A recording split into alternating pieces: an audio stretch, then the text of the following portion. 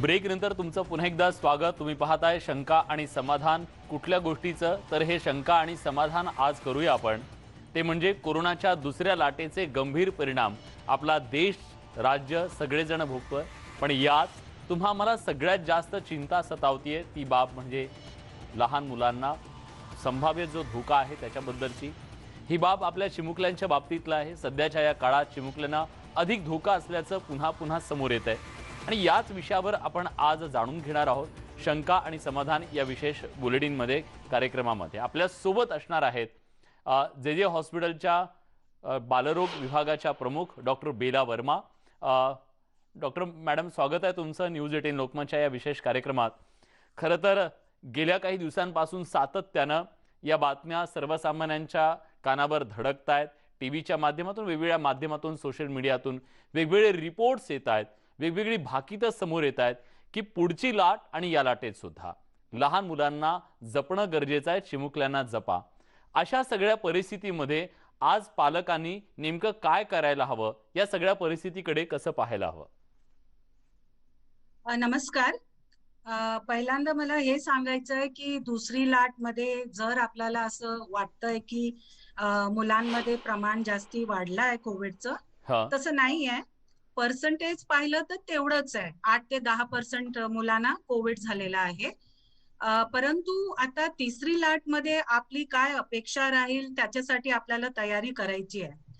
तर हे समजून घ्यायचं आहे की मोठं माणसं जे घरी बाहेर पडतात त्याने व्यवस्थित आपलं प्रिकॉशन घ्यावं, म्हणजे मास्क व्यवस्थित घालावं, चांगलं मास्क, नाक पण ढकून ठेवायचं, तोंड पण ढकून ठेवायचं, कारण हे मोठं माणसं जेव्हा घरी येतात तेव्हा हे लहान मुलांना हे संसर्ग लावू शकतात। दुसरं म्हणजे घरी आपले बुजुर्ग पण असतात, आजी वगैरे, आजी आजोबा, त्यांनाही हे आजार लावू शकतात। म्हणून सर्वात मोठं आहे की जे इतकं 1 वर्षापासून जास्ती जे आपलं सगळ्यांमध्ये हे चाललं आहे की सोशल डिस्टन्सिंग ठेवा किंवा हात वारंवार धुवा आणि चांगलं मास्क वापरा, गर्दीच्या ठिकाणी जाऊ नका, हे आपल्याला पालन करायचंच आहे।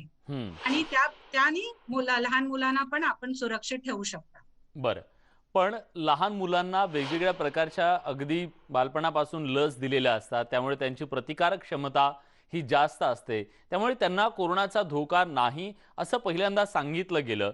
पण असं अचानक काय झालं की कोरोना लहान मुलांवर सुद्धा अटॅक करतोय किंवा त्यांना सुद्धा आपल्या विळख्यात घेतोय? नाही, आपलं हे जे आजार आहे कोविड-19, हे आपलं लहान मुलांमध्ये कमी प्रभाव कशाला दाखवतोय, कारण लहान मुलांचं लंग्स मध्ये एस रिसेप्टर्स नाही आहे। म्हणून मागची लाट मध्ये सुद्धा आणि या लाट मध्ये सुद्धा आपल्याला एवढं वाढून दिसून आलं नाही कोविड न्यूमोनिया वगैरे, आणि ते तसंच आहे। त्यांना लस दिली गेली आहे, ते वेगळे वेगळे आजारापासून सुरक्षित ठेवायला गेली आहे। आता कोवॅक्सिन जे वॅक्सिन आहे त्याचे पण आता ट्रायल्स चालू आहे लहान मुलांमध्ये, पण जे एस रिसेप्टर्स आहे ते डेफिशियंट आहे, ते लहान मुलांच्या फफूस मध्ये नसतात। तर आपल्याला अशी इतकी भीती नको की लहान मुलांमध्ये खूप जास्ती वाढण्याचे प्रमाण होऊ शकते। बरं, पण मग तिसऱ्या लाटेमध्ये याचा धोका जास्त होऊ शकतो, हे जे भाकीत मांडलं जातंय त्याला आधार काय आहे? म्हणजे कशाच्या बळावरती हे सांगितलं जातंय? याचा आधार तेच आहे की मोठ्या माणसांपासून लहान मुलांना हे आजार लागणार आहे, कारण आपल्याला या दुसऱ्या लाटीत दिसून आलं आहे की आता तरुण लोकांना हे झालं आहे। आधी आपण 60च्या वरती लोकांच्या मध्ये जास्ती पाहिलं, पण या दुसरी लाट मध्ये आपण 20 ते 40 वर्षाचे जे आपले तरुण लोक आहेत त्यांच्यात आपल्याला हे जास्ती सापडलं आहे आणि त्यांच्यात मृत्यू दर पण वाढला आहे। कारण तेच आहे की आपण घरी बाहेर पडायला लागले आहेत आणि आपण प्रिकॉशन घेत नाहीये, त्याच्यामुळे लहान मुलांमध्ये जास्ती होऊ शकते अशी आपली हे अपेक्षा आहे, भीती आहे।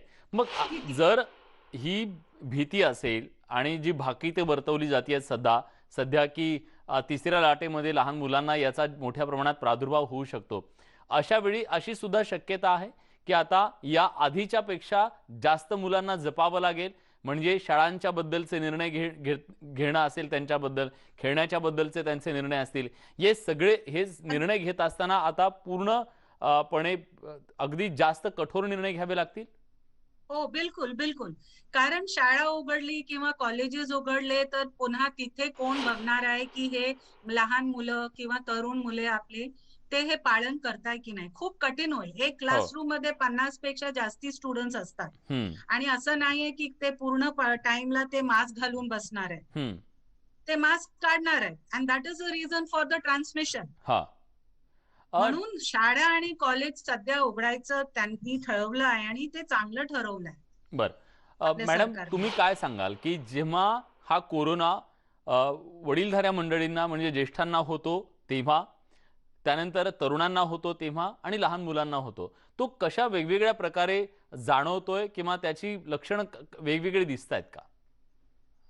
बरं, लहान मुलांमध्ये जे आपण पाहिलं आहे की 70 ते 80% मध्ये सौम्य आजार किंवा बिना लक्षणचा आजार असतो आणि ते आपण होम ट्रीटमेंट देऊ शकता. फक्त पॅरासिटामॉल लागतं किंवा चांगलं जेवण किंवा व्हिटॅमिन सी, मल्टीव्हिटॅमिन्स इत्यादी.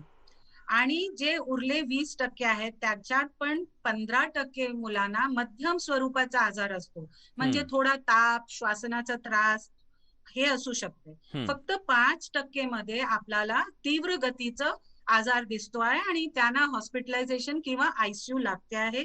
आणि ज्या मुलांना जन्मापासून आजार आहे म्हणजे कंजेनायटल हार्ट डिझीज आहे किंवा रिनल डिझीज आहे, क्रॉनिक लिव्हर डिझीज आहे, डायबिटीज आहे, ट्युबरक्युलोसिस आहे, या मुलांमध्ये हे आजार खूप तीव्र गतीचा असू शकतो किंवा त्यांची मृत्यू पण असू शकते.